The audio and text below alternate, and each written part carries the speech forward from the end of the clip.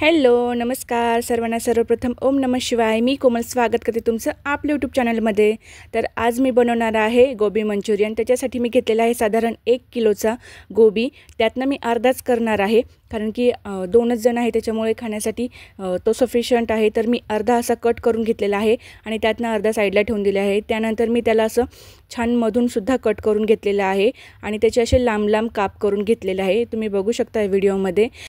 कोबी छान कट करून झाल्यानंतर आपल्याला त्याला असं मोकळं करून घ्यायचं आहे, जेणेकरून त्याच्यामध्ये जर काही अडकलेले असतील, एकमेकाला चिटकलेले असतील तर ते छान असे वेगळे होऊन जातात। जसे आपण कांदा भाजीसाठी कांदा पूर्ण मोकळा करतो त्या पद्धतीनेच आपल्याला इथे जो कोबी आहे तो पूर्ण मोकळा करून घ्यायचा आहे। तुम्ही बघू शकता व्हिडिओमध्ये।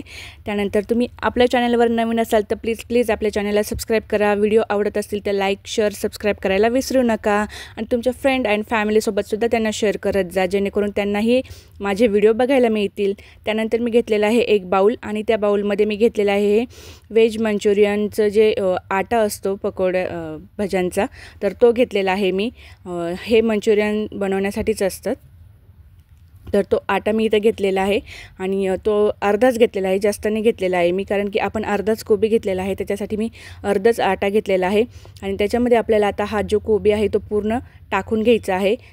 पूर्ण नाही टाकायचा, थोडं थोडं करून टाकायचं आहे, जेणेकरून आपल्याला तो पूर्ण आपल्या कोबीला जे आहे ते पीठ आहे ते पूर्ण लागलं पाहिजे। आपण भज्याचं पीठ ज्या पद्धतीने मिक्स करतो त्याच पद्धतीने हे सुद्धा मिक्स करायचं असतं आणि त्याच्यामध्ये गरजेनुसार आपल्याला पाणी टाकायचं असतं। खूप जास्त घट्ट किंवा खूप जास्त पातळ पण करायचं नाही आहे।